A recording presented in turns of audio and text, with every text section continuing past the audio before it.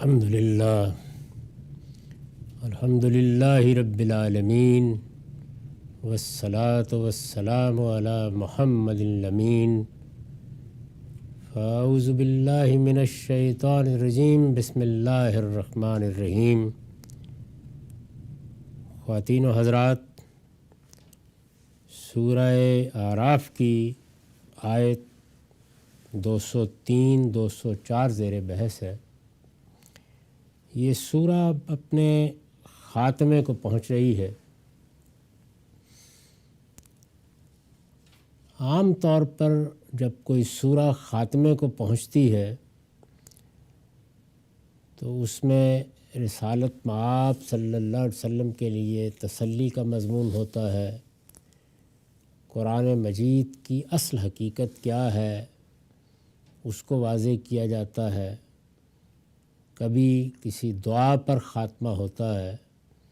یہ بھی ایک عظیم سورہ ہے جس دعوت و انذار کی بنیاد سورہ انعام میں ڈالی گئی تھی، وہ انذار اس میں اپنی پوری شان کے ساتھ نمایاں ہوا۔ یہ بات ابتدا ہی میں عرض کر دی گئی تھی کہ یہ دونوں صورتیں مل کر اس دعوت یا اس انذار کے دو پہلوؤں کو نمایاں کرتی ہیں۔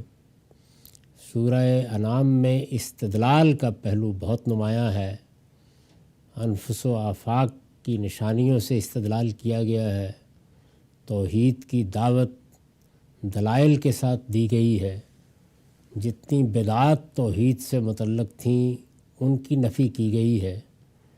اس سورہ میں اس کے بالکل برخلاف پیغمبروں کی سرگزشتیں سامنے رکھ کر تاریخ سے استدلال کیا گیا ہے، اور استدلال کا یہ پہلو جب نمایاں ہوتا ہے تو گویا دروازوں پر دستک دینے کی نوبت آ جاتی ہے۔ قرآن مجید کی وہ سب صورتیں جن میں پیغمبروں کے واقعات سے استدلال کیا گیا ہے، وہ گویا انذار کو اس کی اصل شان سے نمایاں کرتی ہیں۔ اس کی وجہ یہ ہے کہ یہ سرگزشتیں ان پیغمبروں کی ہیں جن کی قوموں پر آسمان سے عذاب نازل ہوا۔ تو قرآن نے جگہ جگہ یہ طریقہ اختیار کیا ہے کہ وہ انفس کے دلائل سے استدلال کرتا ہے، آفاق کے دلائل سے استدلال کرتا ہے۔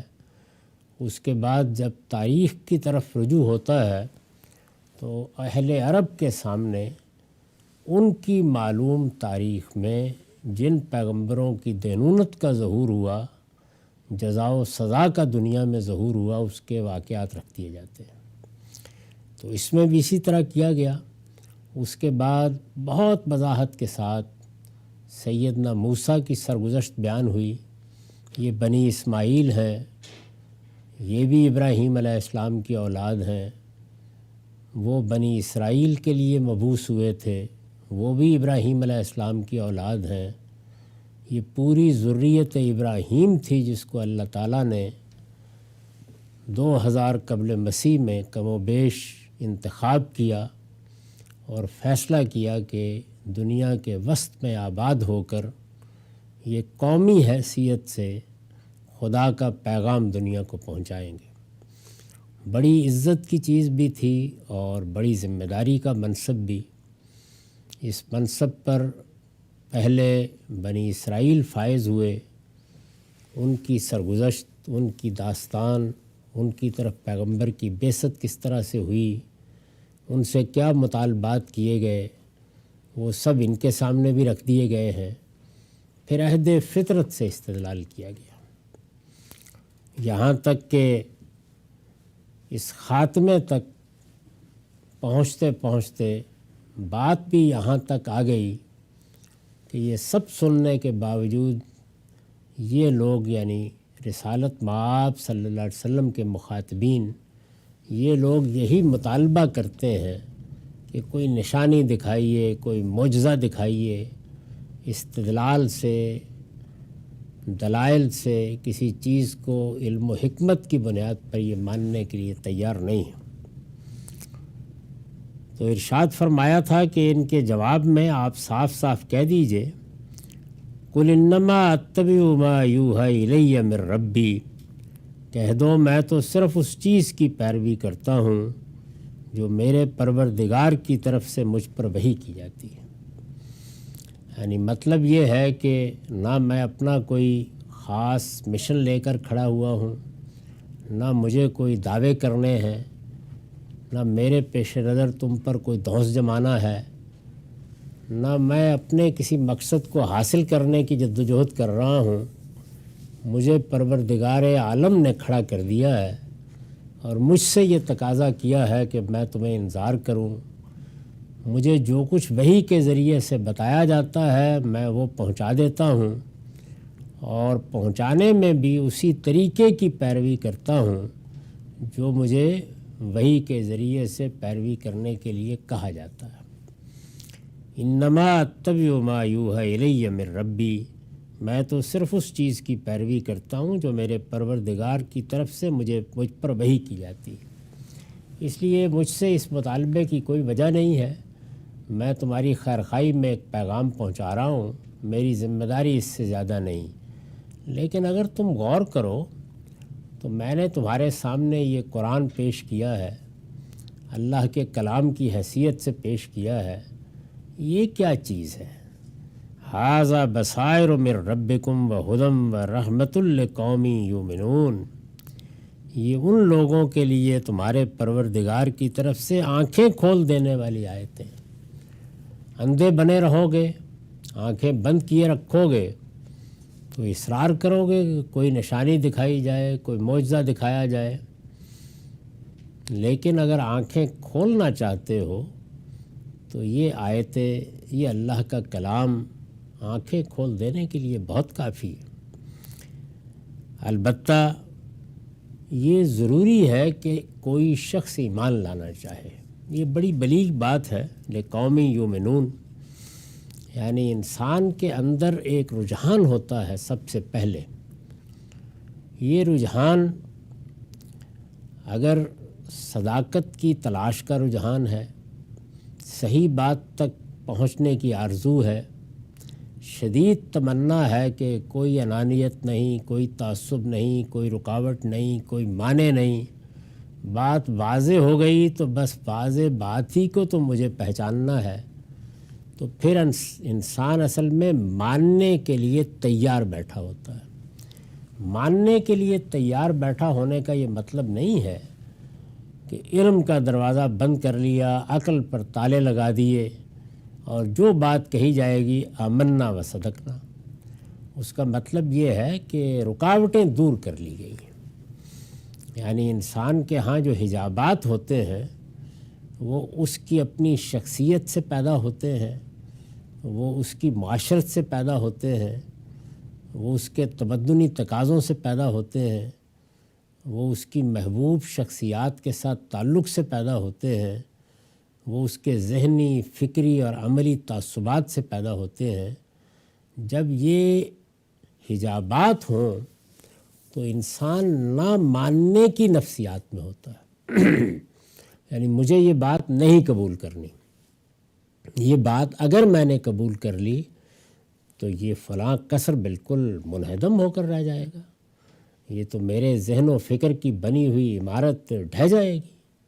جو میرے تعصبات اب تک رہے ہیں، جن چیزوں کو میں آج تک بڑی اہمیت دیتا رہا ہوں، جن شخصیات سے مجھے غیر معمولی تعلق رہا ہے، جن واقعات کے ساتھ میرے جذبات وابستہ ہیں، تو کیا یہ سب غلط ہو جائے گا؟ یہ اصل میں وہ حجابات ہیں جن کو ایک طالب علم کو سب سے پہلے دور کرنا چاہیے۔ یعنی جو کچھ بھی انسان اپنے ماضی سے، اپنی میراث سے، اپنے والدین سے، اپنے گرد و پیش کے ماحول سے لے کر پیدا ہوتا ہے، سچے طالب علم کے طریقے پر ان سب چیزوں کو ایک طرف رکھ کر کوئی بات سننی چاہیے، اور یہ خیال کر کے سننی چاہیے کہ میرے سامنے جو شخص یہ بات بیان کر رہا ہے، یہ اگر الحاد کی دعوت بھی دے رہا ہے تو بہرحال مجھے اس کی نیت پر شبہ کرنے کی بجائے یہ دیکھنا ہے یہ بات کیا ہے جو یہ کہہ رہا ہے، اس سے کیا ہوگا؟ اگر کوئی باطل ہے تو انسان سچے طالب علم کے طریقے پر اس کا صحیح تجزیہ کرنے میں کامیاب ہو جائے گا، اور پھر یہی نہیں ہے کہ کسی منفی جذبے کے ساتھ الحاد سے، بے دینی سے یا دین سے کسی انحراف سے بچے گا، بلکہ علی وجہ البصیرت بچے گا، اور اس کا نتیجہ یہ نکلے گا کہ وہ جن چیزوں کو پہلے مانتا ہے اس پر اس کا ایمان اور یقین مزید محکم ہو جائے گا۔ اسی طرح اگر اس نے یہ فیصلہ کر لیا کہ مجھے بہرحال صحیح بات کو ماننا ہی ہے اور تمام حجابات دور کر دیے، اب سامنے سے کوئی حق آ گیا، تو پھر وہ حق کون پیش کر رہا ہے، کہاں پیش کر رہا ہے، کس زمانے میں پیش کر رہا ہے، یہ باتیں بے معنی ہو جائیں گی، اور وہ ایک سچے طالب علم کے طریقے پر لپک کر اس کو سمجھنے اور اس پر غور کرنے اور اس کا تجزیہ کرنے کے لیے تیار ہو جائے گا۔ یہ پہلی شرط ہے۔ اس کے بعد ماننا نہ ماننا وہ الگ چیز ہے، اس کا تعلق نتائج سے ہے۔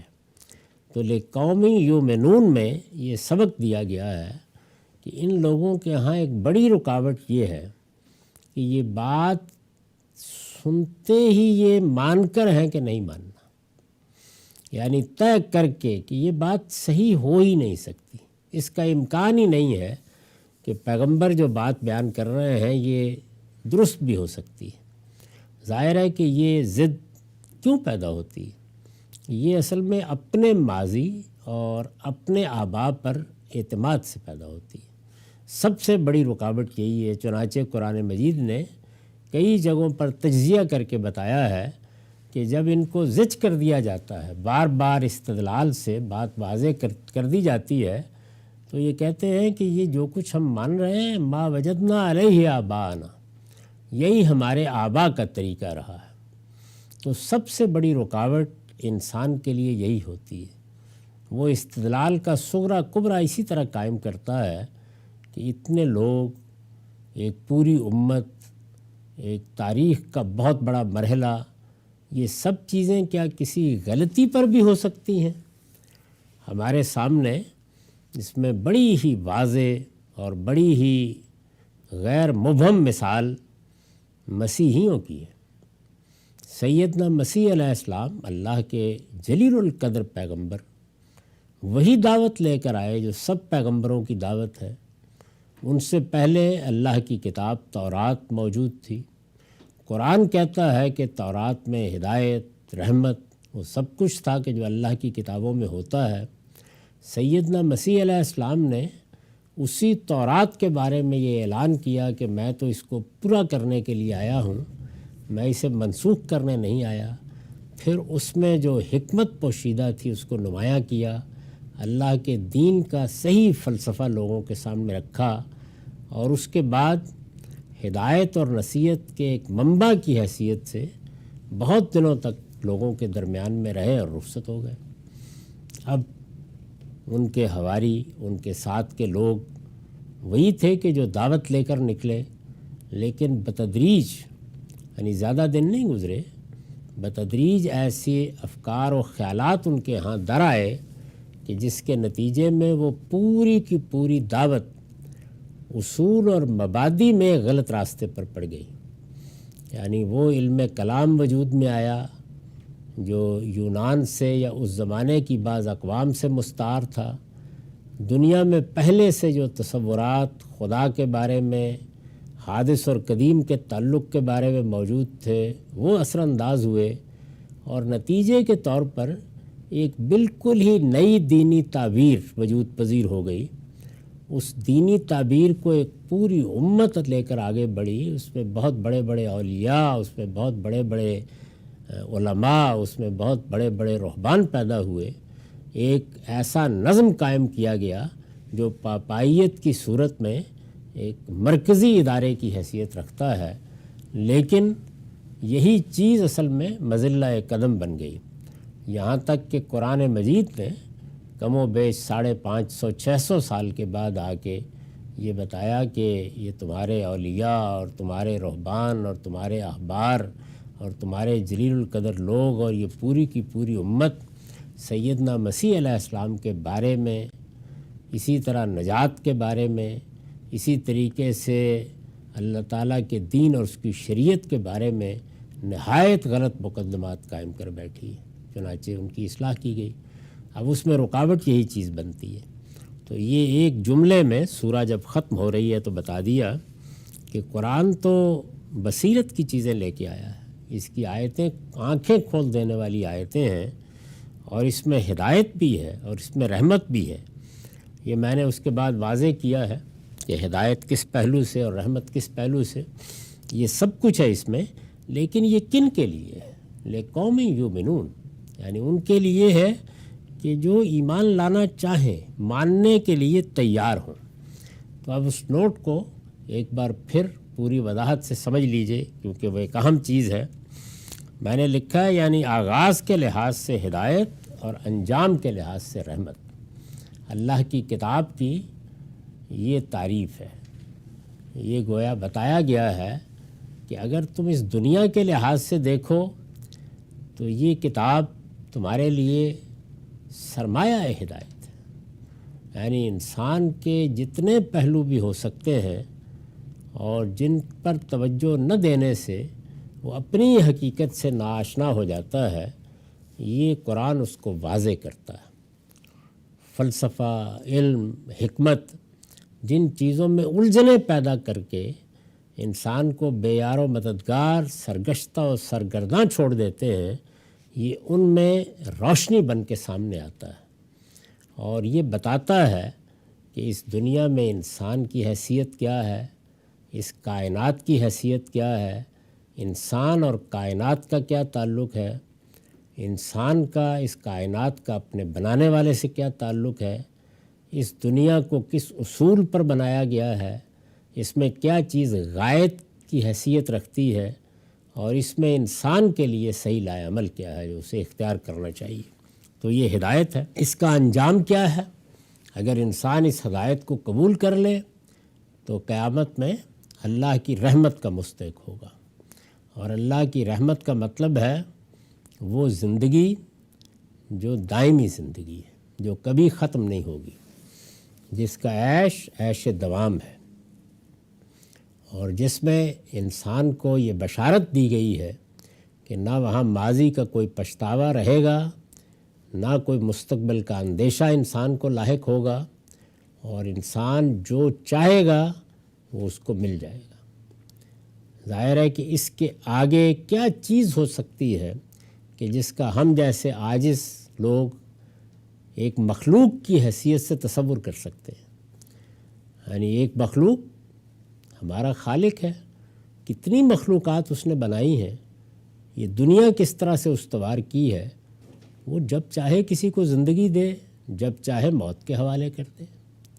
ہم یہاں آتے اور اگر یہ محض ایک تماشا ہی ہوتا تو بس اس کے کرداروں کی حیثیت سے اسٹیج پر نمودار ہوتے اور پھر چلے جاتے، لیکن جو شعور ہمیں دیا گیا، جو شخصیت ہمیں دی گئی، اس کے ایک ایک تقاضے کو پورا کرنے کے لیے یہ بشارت بھی دی گئی کہ آگے اللہ کی رحمت، اللہ کی فلاح، اللہ کی طرف سے کامیابی، اس کی خوشنودی، اس کا رضوان اور اس کی جنت، اس کا فردوس تمہارا انتظار کر رہا ہے۔ اتنی بڑی انجام کے لحاظ سے بشارت ہے کہ انسان اس کو سوچتا نہیں ہے۔ وہ دنیا کی زندگی میں آرام بھی چاہتا ہے، آسائش بھی چاہتا ہے، برتری بھی چاہتا ہے، بہت کچھ چاہتا ہے، لیکن جب دنیا کی اس زندگی کو اور اس بڑی مختصر زندگی کو کچھ قیمت ادا کر کے ایک دوسری زندگی کی اس کو دعوت دی جاتی ہے تو اس کی طرف توجہ نہیں کرتا، جبکہ وہ بہت بڑی بات ہے، بہت بڑی بات ہے۔ یعنی کہاں یہ 60 70 سال 100 سال کی زندگی، اور کہاں عیش دوام، کہاں ابدی زندگی، کہاں اس کی ابدی نعمتیں۔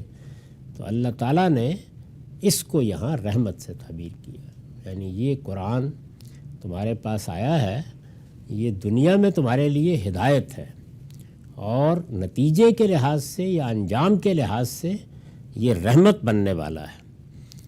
شرط صرف یہی ہے کہ تم اپنے ہاں جو کسی حقیقت کو قبول کرنے کے راستے میں رکاوٹیں ہوتی ہیں انہیں دور کر لو۔ اگر ہم لوگوں کی صحیح تربیت کرنا چاہتے ہوں اور مجھ سے آپ پوچھیں کہ اس تربیت کا اصول کیا ہے، تو میں یہ کہوں گا کہ جو علم چاہے سکھائیے، جو ان زبانوں کی چاہے تعلیم دیجیے، جو دنیا کے تقاضے ہیں وہ سب پورے کیجیے، لیکن پورے نظم تعلیم میں جس چیز کو سرایت کر جانا چاہیے، جس کو روح بن جانا چاہیے، وہ یہی چیز ہے، یعنی انسان ایک سچا طالب علم بن جائے، وہ اپنے تعصبات کو الگ رکھ کے، اپنے جذبات کو الگ رکھ کے مختلف شخصیات، واقعات، حوادث اور تاریخ میں الجھنے کی بجائے وہ سچے طالب علم کے طور پر ہر چیز کی تحلیل کرنے کے لیے تیار ہو جائے۔ یہ ایک چیز ہے جو اگر ایک نظام تعلیم میں حاصل ہو جائے تو سمجھ لیجئے کہ قومی سطح پر بازی پالی گئی، کیونکہ پھر ہر علم کا دروازہ کھل جاتا ہے۔ پھر جو ہمارے ہاں عام طور پر بد تہذیبیاں، ناشائستگیاں اور اس نوعیت کے دوسرے عوامل مل کے ایک بالکل ہی سوسائٹی کو مقدر کرنے کا باعث بنتے ہیں، یہ چیزیں ختم ہو جاتی ہیں۔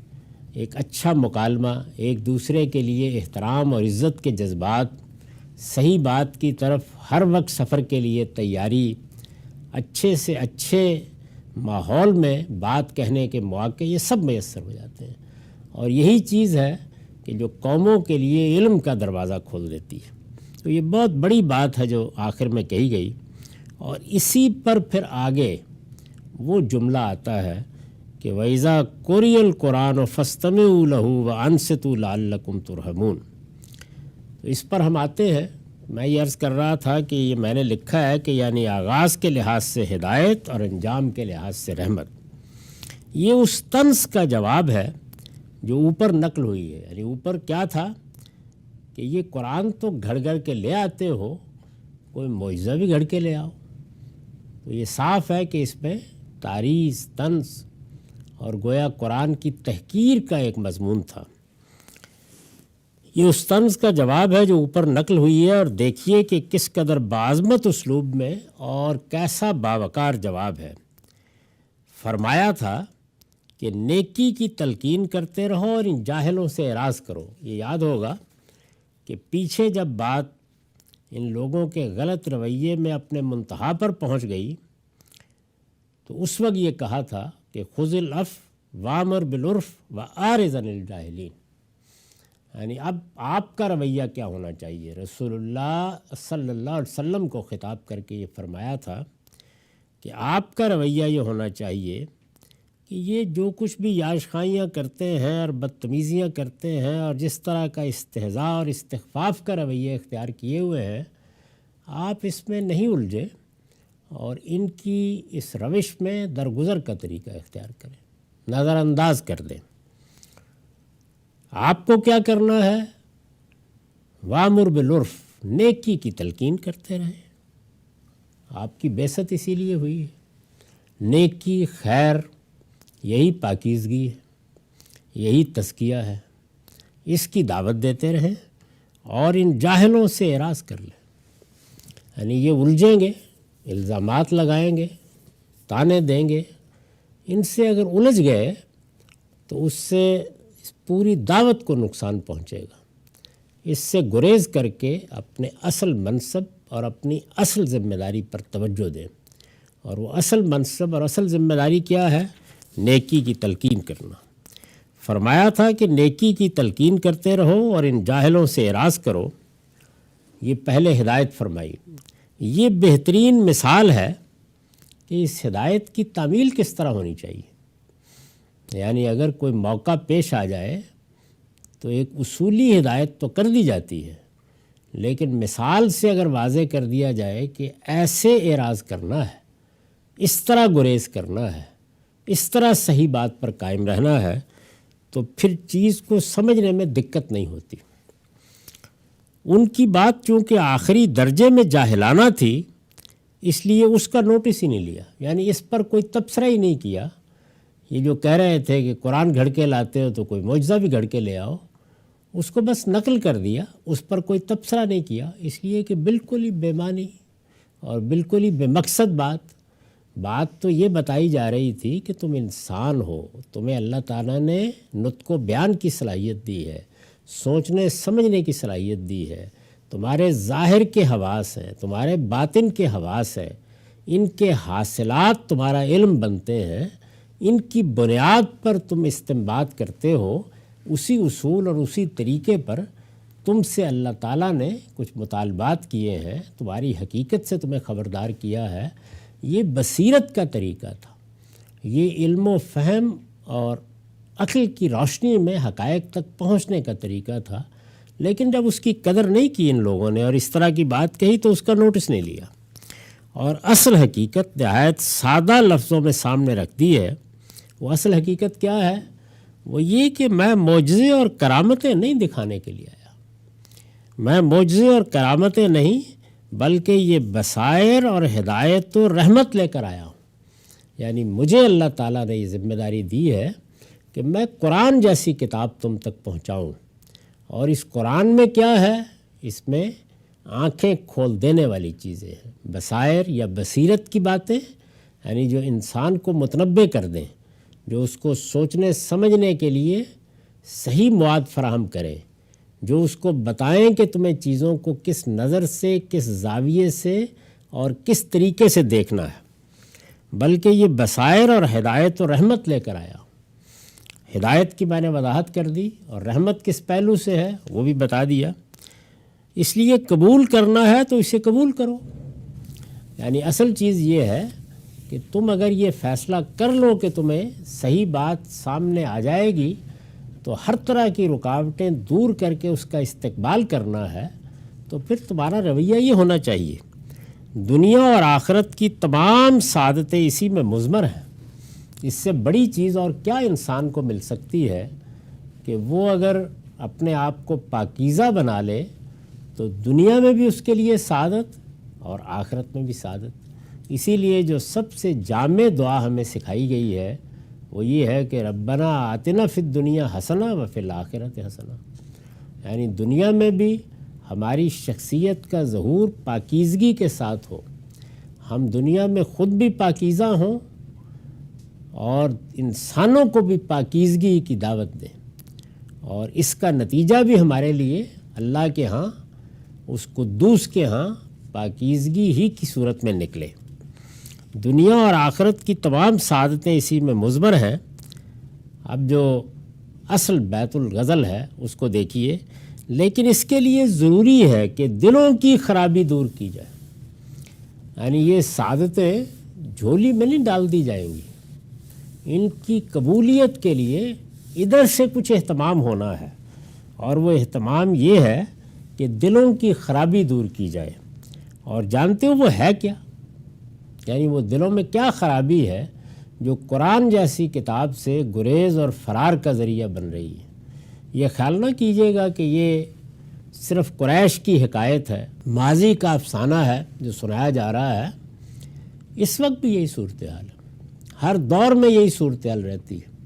یعنی اللہ کی کتاب قرآن مجید محض یہ اطلاع بڑی غیر معمولی اطلاع ہے کہ ایک پڑھنے لکھنے والے، سوچنے سمجھنے والے انسان کو یہ بتایا جائے کہ دنیا میں جو کچھ بھی علوم فنون بکھرے ہوئے ہیں اور یہ لائبریریاں بھری پڑی ہیں، یہ سب ایک طرف، اور ایک کتاب اللہ کی کتاب کی حیثیت سے موجود ہے، اور اللہ کی کتاب کی حیثیت سے خود اللہ کی اپنی زبان میں، اپنے الفاظ میں کلام الہی کے طور پر موجود ہے۔ بہت بڑی اطلاع ہے، لیکن انسان پوری زندگی میں اس اطلاع کو قابل اعتراض ہی نہ سمجھے، اس کو اس اہمیت ہی نہ دے کہ یہ کیا بات ہے جو مجھے بیان کی گئی ہے۔ کبھی اگر ادھر ادھر سے کھول کے دیکھے تو سنجیدہ طالب علم کے طور پر نہیں، بلکہ اپنے کسی داخلی جذبے کی تسکین کے لیے بس دیکھ لے۔ تو اگر یہ صورتحال ہو تو پھر یہ دل کی خرابی ہے جس میں قرآن مجید کیا کر لے گا۔ اور جانتے ہو وہ کیا ہے؟ وہ یہ ہے کہ تم حقیقت کو قبول کرنا نہیں چاہتے، یعنی جو دل کی خرابی ہے وہ یہ ہے۔ اسی کو بیان کیا تھا لقوم یؤمنون میں، یعنی اگر دل کی خرابی دور کرو گے تو پھر آمادگی پیدا ہوگی کہ اگر بات صحیح ہوئی، مدلل ہوئی، سمجھ میں آ گئی تو میں اس کو قبول کروں گا۔ یہ ہے ماننا چاہنا، ایمان لانے کے لیے تیار ہونا، صحیح بات کے سامنے سرنگوں ہونے کے جذبے کے ساتھ اسے سننا۔ اور ایک یہ چیز ہے کہ حقیقت ہو تو ہو، ہم اس کو قبول نہیں کریں گے، اور اس میں قبول نہیں کریں گے، ظاہر ہے زبان سے تو کوئی نہیں کہتا، لیکن رویہ یہ بتاتا ہے کہ سنتے وقت، بات کرتے وقت انسان نے کیا رکاوٹیں اپنے ہاں پیدا کر لی ہیں۔ یہ جو عام طور پر ہم دیکھتے ہیں کہ وہی بات ایک سلیم الطبع انسان کو ہلا کر رکھ دیتی ہے، اور بہت سے لوگ ہوتے ہیں کہ وہ اس کو سننا بھی پسند نہیں کرتے۔ مقدمات پہلے سے طے ہیں، بات ایسی ہوگی تو سنیں گے، اگر اس کے اندر فلاں بات ہے تو یہ صحیح ہو نہیں سکتی۔ تو اس کو قرآن مجید نے یہاں اس تعبیر میں بیان کر دیا، اور یہ تعبیر قرآن مجید میں اور بہت سی جگہوں پر بھی آئی ہے، اور وہاں بھی اس سے مقصود یہی ہے کہ لوگوں کو یہ بتایا جائے کہ وہ اپنے اس رویے کی اصلاح کریں، یہ دل کی خرابی دور کریں، اس کے بعد اللہ سے دست بدعا ہوں تو پھر ان کے لیے اللہ تعالیٰ ہدایت کے راستے کھول دیتا ہے۔ یہ بات بتائی۔ اب اس کے بعد ظاہر ہے کہ وہ لوگ کہ جو سننے کے لیے آمادہ ہیں، اور ادھر ایک شور و غوغا برپا ہے۔ قرآن مجید نے دوسری جگہ بیان کیا ہے کہ جب قرآن مجید پڑھا جاتا، پڑھ کے سنایا جاتا، ظاہر ہے کہ یہ صورتیں کہیں گھر میں رکھی نہیں گئیں، یہ پڑھی گئی ہیں، یہ سنائی گئی ہیں، مختلف مجلسوں میں سنائی گئی ہیں، بیت اللہ میں کھڑے ہو کے سنائی گئی ہیں۔ جب یہ پڑھا جاتا تھا تو شور و غوغا برپا کر دیا جاتا تھا، یعنی تاکہ پوری مجلس میں یہ جو اس قرآن کا خاص اسلوب ہے، جو اس کی زبان ہے، جو اس کی تاثیر ہے، وہ کہیں دلوں میں اپنی راہ نہ بنا لے۔ یہ اللہ تعالیٰ کی حجت بالغہ ہے، کہیں وہاں نہ پہنچ جائے جہاں اس کو پہنچنے کے لیے نازل کیا گیا ہے۔ تو اس موقع پر ایمان والوں کو نصیحت کی گئی، یعنی پہلے یہ بات کہی گئی کہ جو ایمان لانا چاہیں، اس کے بعد یہ نہیں کہا کہ ایمان والوں تم یہ کرو، بلکہ گویا یہ بتایا گیا کہ یہ بصیرت کی کتاب، یہ رحمت کی کتاب، اس کا حق کیا ہے۔ وَإِذَا قُرِئَ الْقُرْآنُ فَاسْتَمِعُوا لَهُ، اس لیے جب یہ قرآن سنایا جائے تو اس کو توجہ سے سنو۔ یعنی اللہ کی کتاب پڑھی جا رہی ہے، اللہ کی کتاب سنائی جا رہی ہے، اللہ کی کتاب اور اللہ کا پیغام پہنچایا جا رہا ہے، تو یہ بات تو بات کی ہے کہ کسی نے ماننا ہے یا نہیں ماننا۔ جب یہ کہہ کر ایک چیز پیش کی جا رہی ہے کہ یہ کلام الہی ہے تو توجہ سے سنو، اور یہ جو تم شور اور غوغا دیکھتے ہو کہ ان لوگوں نے برپا کر دیا ہے، اس سے اللہ کی پناہ چاہو، خاموش رہو، لعلکم ترحمون، یعنی خاموشی، وقار، ادب کے ساتھ سنو، اور جب غور کرو گے تو حقائق بھی واضح ہوں گے۔ جب آنکھیں کھولنا چاہو گے تو یہ قرآن ان کو کھولنے میں مدد بھی کرے گا، اور پھر اللہ کی رحمتوں کے مستحق بھی ہوگے۔ یہاں تک تو گویا یوں سمجھ لیجئے کہ جو ایک نہایتی بیہودہ مطالبہ کر دیا گیا تھا، ایک پوری سورہ میں دعوت سننے کے بعد اس پر تبصرہ کیا گیا۔ میں نے عرض کیا کہ سورہ ختم ہو رہی ہے، یہ خاتمے کے آیات بڑی غیر معمولی ہوتی ہیں، اس سے اندازہ ہوتا ہے کہ قرآن کیا چیز ہے، کیسے پیش کیا گیا تھا۔ اب اس کے بعد رسالت مآب صلی اللہ علیہ وسلم کی طرف رخ کیا ہے۔ وَاذْكُرْ رَبَّكَ فِي نَفْسِكَ تَضَرُّعًا وَخِيفَةً وَدُونَ الْجَهْرِ مِنَ الْقَوْلِ بِالْغُدُوِّ وَالْآصَالِ وَلَا تَكُن مِّنَ الْغَافِلِينَ۔ اندازہ کیجئے نا کہ یہ دعوت، یہ پیغام اس شان سے سنایا جا رہا ہے، یہ ذمہ داری۔ اب اس میں کیا کہا کہ تمہاری قوم کا رویہ یہ ہے، اس طرح کی یاج خائی ہے، اس طرح کی استہزاء کی اور تعریض کی باتیں ہیں، تم کو کیا کرنا ہے؟ اپنے رب کو صبح و شام یاد کرو۔ یہ اصل میں رب کی، خالق کائنات کی، اپنے پروردگار کی یاد ہے کہ جو انسان کے لیے سب سے بڑا دنیا میں اس امتحان میں کامیابی کے لیے بدر کا ہے جس میں انسان کو ڈالا گیا ہے۔ یعنی جب ہم دین کی پوری ہدایت کو اس کے صحیح مقام پر رکھ کر دیکھتے ہیں تو یہ بالکل واضح ہو جاتا ہے کہ جو دین ہم سے اللہ تعالیٰ نے جو دین ہمیں دیا ہے اور جس کی پابندی کا یا جس کو اختیار کرنے کا مطالبہ کیا ہے وہ کیا ہے؟ وہ اللہ کی بندگی. اور اللہ کی بندگی پر قائم رہنے کے لیے انسان کو سب سے بڑی چیز کیا درکار ہے؟ وہ یہ ہے کہ اللہ کہیں بھول نہ جائے، وہ یاد رہے. اگر ایمان کی حلاوت دل میں رہے گی اور اگر اللہ کی یاد قائم رہے گی تو یہ بندگی کا حق پھر ہی ادا ہوگا، اور بندگی کا حق ادا ہوگا تو اس سے پاکیزگی ملے گی، اور پاکیزگی ملے گی تو اس کا نتیجہ اللہ کی جنت ہے. قد افلح من زکاہا وقد خاب من دساہا. تو فرمایا کہ اپنے رب کو صبح و شام یاد کرو اے پیغمبر. نماز کے بارے میں اسی لیے کہا نا کہ اقم الصلاۃ لذکری، یہ نماز اللہ کی یاد کے لیے. خود قرآن مجید کو الذکر سے تعبیر کیا ہے اور یہ کہا ہے کہ الا بذکر اللہ تطمئن القلوب. یہ جو قرآن اللہ کی یاد دہانی ہے اسی سے دلوں کو سچا اطمینان حاصل ہوتا ہے. تو اپنے رب کو صبح و شام یاد کرو. تمام عبادات، یہ جو مراسم عبودیت ہوتے ہیں جیسے نماز ہے، جیسے روزہ ہے، جیسے حج و عمرہ ہے، قربانی ہے، ان کی حقیقت کیا ہے؟ ان کی حقیقت یہ ہے کہ اللہ کو یاد رکھا جائے. یہ یاد دہانی کا ذریعہ بنتی ہیں سب چیزیں، یعنی اللہ کے ساتھ ہمارے تعلق کا علامتی اظہار ہیں تمام عبادات.